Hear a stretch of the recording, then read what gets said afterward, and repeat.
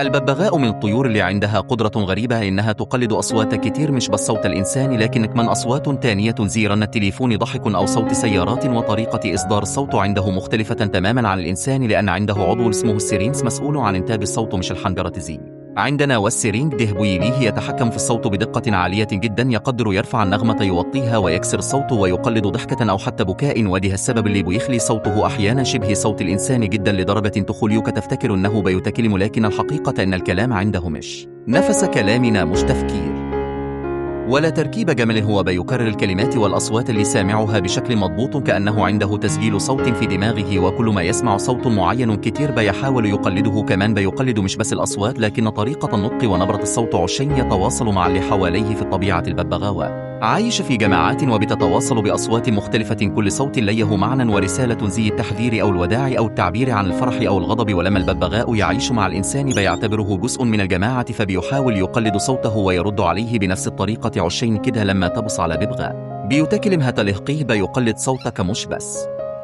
علشان يقلد لكن كنوع من التواصل الاجتماعي أو حتى علشان يأخذ اهتمام أو أكل. ودي اللي بيخلي بعض الببغاوات تربط الكلام اللي بيقال مع مواقف معينة، يعني لو بتقول كلمة أكل وهو بيركل بيبدأ يكررها باستمرار، وده مش معناه إنه فاهم المعنى بشكل كامل، لكن دماغه بيعمل ربط بسيط بين الصوت والنتيجة. ومن أشهر أنواع الببغاوات اللي عندها القدرة دي هو الببغاء الإفريقي رمادي، اللي اتعمت عليه تجارب كتير وطلع أنه مش بس بيقلد لكنه كمان بيقدر يربط بين الكلمة والموقف ويستخدمها صح أحيانا. في تجربة معروفة كان في ببغاء اسمه أليكسو أتدرب مع العلماء سنين طويلة، وقدر يميز الألوان والأشكال ويعد أرقام بسيطة ويتجاوب مع أسئلة محددة. وده خلي العلماء يعيد تفكيرهم في مستوى ذكاء الطيور، وأثبتوا أنهم أذكى بكتير مما كنا متخيلين. لكن لازم نعرف أن مش كل ببغاء هيتكلم أو هيكون ذكي بنفس المستوى، لأن الذكاء بيتفاوت زي البشر بالضبط. وفي أنواع ببغاوات كتير مش بتتكلم حتى لو آتر في 100 مليون صوت ومحادثات، وده مش معناه إن فيه مشكلة فيهم، لكن ده طبيعة النوع نفسه. مش كل الأنواع عندها نفس القدرة على تقليد الصوت، وفيه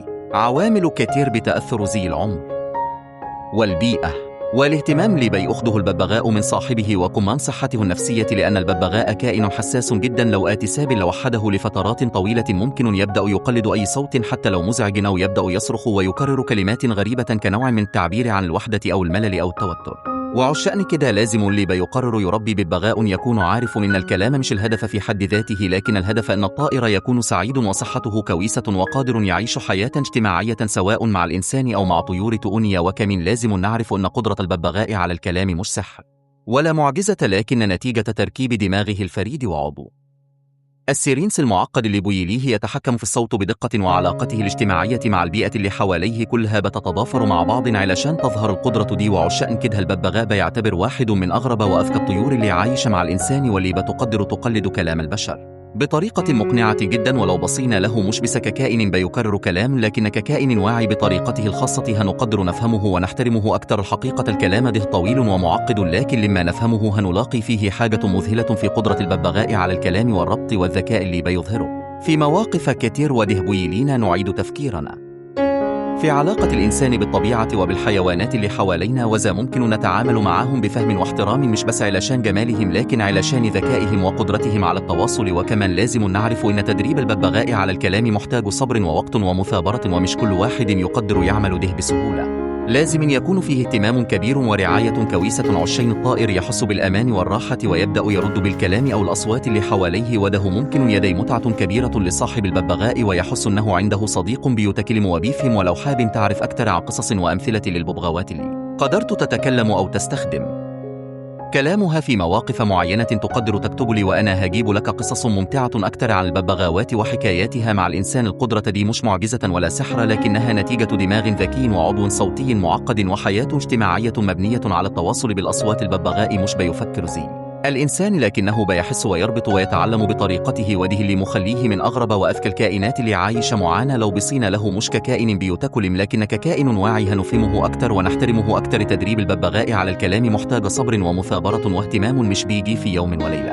اللي بيربي ببغاء لازم يوفر له بيئة مناسبة ويحاول يتكلم معه باستمرار علشان يبقى فيه تواصل. وبكده الببغاء يقدر يقلد ويحفظ كلمات جديدة ويحس بالانتماء. وفي قصص كتير عن ببغاوات قدرت تستخدم كلامها في مواقف مختلفة مع أصحابها، زي أنها تطلب أكل أو تنبه لشيء أو حتى ترد على أسئلة لو حاب تعرف قصص أكتر أو معلومات أعمق. ممكن أساعدك بأي حاجة تحب تعرفها عن الببغاوات. تنفس. الببغاء مش بس طائر بيقلد كلام البشر، لكن كمان كائن ذكي بيستخدم الكلام للتواصل والتفاعل مع البيئة حواليه. قدرته على الكلام بتختلف من نوع للتاني ومن فرد للتاني. حتى ضمن نفس النوع فيه ببغاوات بتتكلم كتير، وفيه اللي ما بيتكلمش خالص، وده طبيعي جدا، مش مرض ولا مشكلة.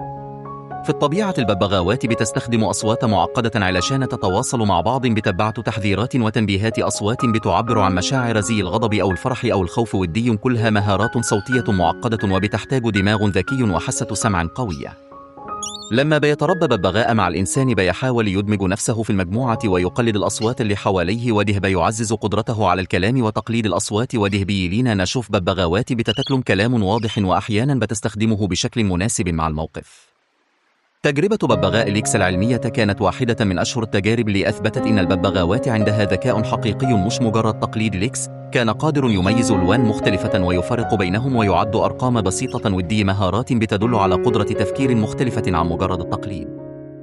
لكن مش كل الببغاوات عندها نفس المستوى من الذكاء أو القدرة على الكلام. لازم نعرف كمان إن صحة الطائر النفسية بتأثر جامد على الكلام. لو الببغاء حس بالوحدة أو التوتر ممكن يبدأ يقلد أصوات غريبة أو يصرخ، وده تعبير عن حالة نفسية مش كويسة.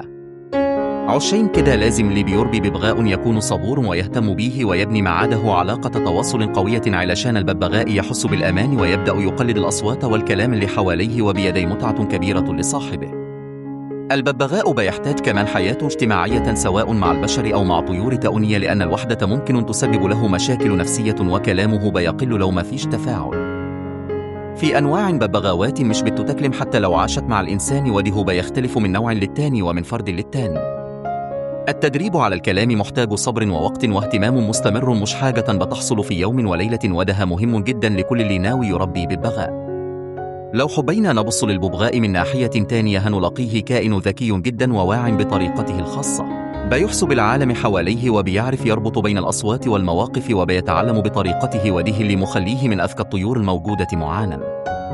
لو بصينا للببغاء مش بس كأنه طائر بيكرر كلام، لكن ككائن واعي هنفهمه أكتر ونقدر نتعامل معاده بطريقة أفضل ونحترمه أكتر.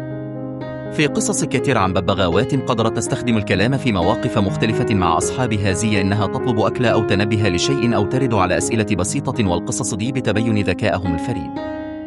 لو حاب تعرف أكتر عن القصص دي أو عايز معلومات تفصيلية أكتر عن أنواع الببغاوات والذكاء بتاعها، ممكن أساعدك بأي حاجة تحب تعرفها.